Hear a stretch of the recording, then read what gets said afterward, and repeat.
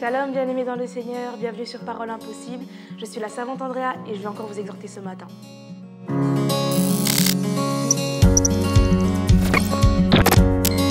Alors ma parole de ce matin pour toi s'appelle le sel de la terre. Je vais d'abord commencer par lire Matthieu 5 à partir du verset 13 jusqu'au verset 16. Je lis au nom du Seigneur. Vous êtes le sel de la terre, mais si le sel perd sa saveur, avec quoi la lui rendra-t-on ? Il ne sert plus qu'à être jeté dehors et piétiné par les hommes. Vous êtes la lumière du monde. Une ville située sur une montagne ne peut pas être cachée. On n'allume pas non plus une lampe pour la mettre sous un seau, mais on la met sur un support et elle éclaire tous ceux qui sont dans la maison. Que de la même manière, votre lumière brille devant les hommes, afin qu'ils voient votre belle manière d'agir et qu'ainsi ils célèbrent la gloire de votre Père Céleste. Parole du Seigneur. Alors nous connaissons tous cette parole de Matthieu 5 où Dieu nous fait comprendre que nous sommes le sel de la terre. Cette parole a été dite pour que nous puissions être mis à part ou pour que nous puissions prendre conscience que nous ne sommes pas comme les autres. Il faut savoir qu'en Israël, le sel contenait énormément de cristaux qui, eux, n'avaient aucun pouvoir salant. Et lorsqu'on voulait savoir quel était le sel et quels étaient les cristaux, on les mettait sous l'eau afin de pouvoir savoir lequel avait le pouvoir salant, donc le sel qui fondait, et les cristaux, eux, restaient. Cette parole et cette comparaison nous aident à comprendre que nous sommes le sel face aux épreuves, face aux difficultés, et nous devons montrer la différence. Les cristaux, eux, ne bougeaient pas, ils ne changeaient pas d'état, ils n'évoluaient pas, alors que le sel, lui, changeait d'état. Deuxièmement, dans Lévitique 2,13, la Bible utilise encore la métaphore du sel et elle dit « Tu mettras du sel sur toutes tes offrandes et tu ne laisseras pas ton offrande manquer de sel, signe de l'alliance de ton Dieu, sur toutes tes offrandes tu mettras du sel. » On comprend alors que le sel est également un signe d'alliance et qu'il est également obligatoire sur toutes les offrandes puisqu'il était nécessaire pour relever le goût afin que l'offrande soit agréable à l'Éternel. Nous sommes sur terre également pour que tout ce que nous faisons, pour tout ce que nous actons, pour tous les choix que nous faisons, nous y mettons du sel afin que cela puisse être une offrande au Seigneur.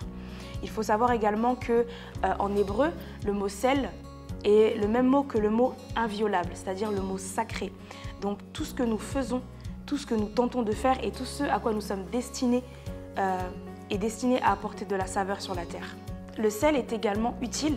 Il y a 140 000 manières ou usages sur la planète avec le sel. Mais à l'époque de Jésus, le sel servait notamment à conserver les aliments, à préserver les aliments plus précisément.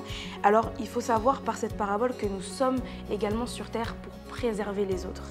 De la même manière que Rahab a été préservée lors de la chute de Jéricho, nous sommes ce sel qui va permettre aux autres de ne pas flancher, de les préserver pour ne pas qu'ils puissent périr. Et également, à l'époque de Jésus et encore aujourd'hui, le sel était utilisé pour guérir. Nous sommes sur terre pour guérir les situations. Nous sommes sur terre pour guérir les âmes. Nous ne sommes pas ici pour être simplement inutiles. Mais de la même manière que le sel a différents usages, l'un de nos usages à nous est de pouvoir guérir. On a l'exemple avec Jacob qui a guéri la situation de son beau-père Laban. Les affaires de Laban ne fonctionnaient pas jusqu'à ce que la présence de Jacob guérisse la situation. Le même épisode se répète avec le fils de Jacob quand Joseph s'est rendu en Égypte et qu'il a guéri la situation de Pharaon. De plus, il faut savoir que le sel n'est pas utile seul.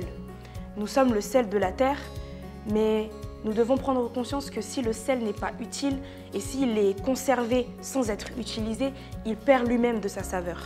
Tu n'es pas sur terre pour être utile à toi-même, mais tu es sur terre pour être utile aux autres, pour marquer la différence, pour les préserver, pour les aider à guérir de certaines situations.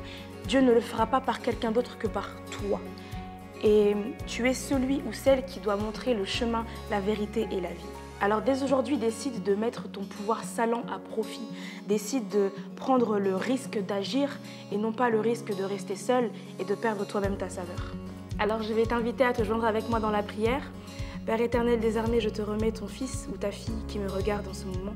Je prie afin que de là où il est et de là où il m'a écouté, il puisse prendre conscience de son pouvoir salant, qu'il puisse décider de mettre son identité de sel de la terre à profit afin que les autres puissent être préservés, afin que les autres puissent être guéris et qu'il puisse permettre, Seigneur, à tous ceux qui l'entourent de pouvoir également entrer dans leur destinée. Au nom de Jésus. Amen.